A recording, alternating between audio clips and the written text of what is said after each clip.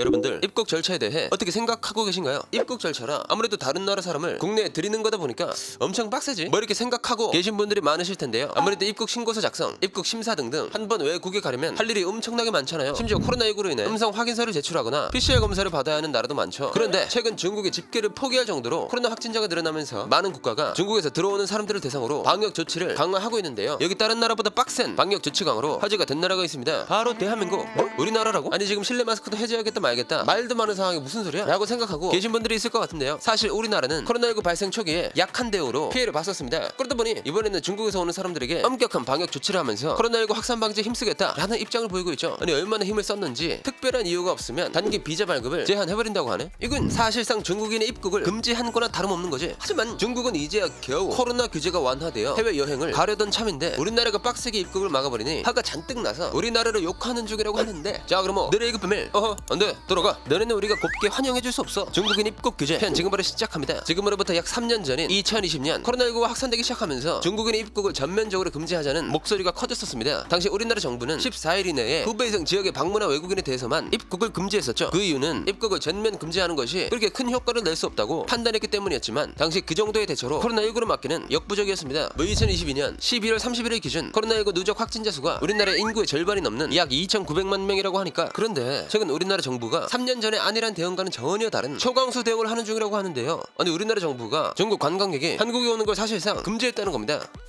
비자 발급 받으러 오신 건가요? 발급 목적이 어떻게 되시죠? 혹시 여행은 아니겠죠? 아 여행 맞는데? 그게 무엇이 중요한데? 그냥 빨리 좀 발급해줘. 나 현기증 날 것 같아. 아이고 어쩌나 당분간 여행 목적 비자는 발급 안 됩니다. 돌아가세요. 뭐라고? 내가 여행 좀 간다니까 네가 뭔데 안 된다는 거야? 가서 사장 불러와. 이런 식으로 나오면 나도 못 참지. 야 이 새끼 끌어내. 뭐 이런 식으로 2023년 1월 2일부터 중국인의 단기 비자 발급을 제한했다는 겁니다. 외교나 공무, 필수적인 기업 운영, 인도적 사유를 제외하면 단기 비자를 발급할 수 없다고 하죠. 한마디로 단순 여행이 목적인 사람들에게는 단기 비자를 발급해줄 수 없다는 거야. 게다가 비자를 발급받은 사람이라고 해도 아직 넘어야 하는 관문이 많이 남아있다고 하네. 먼저 원래 중국에서 출발하는 항공기는 도착지가 인천, 제주, 대구, 김해 네 곳이었지만 이걸 인천공항에만 도착하도록 일원화했다고 합니다. 또 입국하기 위해서는 PCR 검사를 2번이나 해야 한다고 밝혔죠. 2023년 1월 2일부터는 중국에서 온 모든 입국자는 입국 후 1일 이내에 PCR 검사를 진행해야 할 뿐만 아니라 단기 체류 외국인은 입국 즉시 공항에 있는 검사센터나 검역소에서 검사를 받고, 공항 내 시설이나 검역소에서 대기, 내국인이나 장기 체류 외국인은 거주지 주변 보건소에서 검사하고 결과가 나올 때까지 자택에서 대기해야 한다고 하죠. 그리고 2023년 1월 5일부터는 탑승 48시간 전에 진행한 PCR 검사 결과지나 24시간 전에 시행한 전문가용 신속 항원 검사 결과지를 제출해야 하고, 항공기에 탑승하기 전 검역 정보 사전 입력 시스템 즉 Q코드로 국내 주소지와 연락처를 입력하는 등 중국에서 우리나라로 들어오는 절차를 진짜 빡세게 설정해놨습니다. 실제로 이건 다른 나라와 비교해봐도 엄청 높은 방역 수준이라는 평가가 나오기도 했죠. 뭐 다른 나라들도 중국에서 온 입국자에 대한 방역 조치가 강화되고는 있지만 그 수준이 우리나라에 비하면 매우 간단하다고 하는데요. 미국은 항공기 탑승 전에 코로나19 음성 확인서를 의무적으로 제출해야 하고, 일본, 대만, 이탈리아 같은 나라들은 입국자를 대상으로 코로나19 검사를 진행한다고 합니다. 프랑스는 음성 확인서를 제출하고 입국할 때 무작위 대상에게 PCR 검사를 실시한다고 하죠. 뭐 우리나라에 비하면 이 정도는 그냥 가벼운 설문조사 수준인 거지. 와 우리나라 방역 수준 진짜 개쩌네. 그런데 왜 이렇게까지 빡세게 중국에서 오는 입국자를 잡는 거야? 라고 생각하고 계신 분들이 많으실 것 같은데요. 우리 정부가 3년 전과는 다르게 이런 판단을 내린 이유가 있습니다. 현재 중국 상황이 말도 안 나올 정도로 단단히 미쳐버리기 때문이죠. 최근 중국이 제로 코로나로 엄격했던 규제를 완화하겠다고 발표했잖아요. 그 시점을 기준으로 중국 내 코로나19 확산세가 어마어마하게 심각해진 거야. 아니 확진자가 순식간에 증가해버리다 보니 중국 정부도 이걸 다 파악하지 못해서 2022년 12월 25일부로 아예 통계 발표까지 중단해버릴 정도라고 하죠. 아무래도 중국 정부가 집계하고 있지 않으니까 정확한 수치는 알 수 없지만 2022년 12월 29일 영국의 의료 데이터 분석 기업인 에어피니티는 충격적인 발표를 하기도 했습니다. 2022년 12월 1일부터 29일까지 코로나19 누적 감염자는 총 1,860만 명이고 이로 인한 누적 사망자는 10만 명에 달한다고 추정된다는 거죠. 게다가 매일 코로나19 관련 사망자가 9,000명씩 나오고 있을 거라는 예측을 하기도 했는데요. 에어피니티가 불과 일주일 전만 해도 1일 코로나19 사망자를 5,000명이라고 했던 걸 생각하면 일주일 사이에 사망자가 거의 2배가 증가할 만큼 코로나19가 기승을 부리고 있다는 것이었죠. 심지어 2023년 3월에는 하루 감염자가 420만 명까지 늘어나고 같은 달 23일에 하루 사망자는 약 2만 5천 명을 찍을 거라는 전망을 내놓기도 했습니다. 그러다 보니 중국에서 근무 중인 우리나라 사람들도 코로나19를 피해갈 수 없었다고 하는데, 2022년 12월 30일에 한 국회의원이 외교부로부터 받은 자료에 따르면 2주 사이 중국에 있는 공간에서 일하는 직원 240명이 코로나19에 확진되었다고 하죠. 뭐 공간 전체 직원 수가 약 380명이라고 하니 약 63%가 감염이 되었다는 겁니다. 이로 인해 중국 청도와 선양에 있는 한국 총영사관이 19일에서 23일까지 비자 접수 업무를 일시 중단하게 되었죠. 이렇게 14억이 넘는 인구수의 나라에서 코로나19가 기승을 부리고 있다 보니 중국에서 우리나라로 넘어온 확진자 수가 어마어마하게 증가하기도 했다고 합니다. 2022년 11월에는 해외 유입 확진자 1,750명에서 중국에서 입국한 사람은 19명으로 1.1%에 불과했었지만 2022년 12월 1일에서 27일 7일까지 해외 유입 확진자 수는 1777명이었고 여기서 중국발 확진자 수가 253명으로 14.2%나 된다고 하죠. 이건 해외 유입 확진자 수 비율이 한 달도 안 돼서 약 13배나 증가했다는 겁니다. 아니 이렇게 심각한 상황에 아무것도 하지 않고 있으면 말이 안 되는 거잖아요. 결국 지역미 질병관리청장은 중국에서 국내로의 단기 여행 등을 자제할 필요가 있다 라면서 중국인들이 우리나라로 오지 못하도록 막기 시작한 거죠.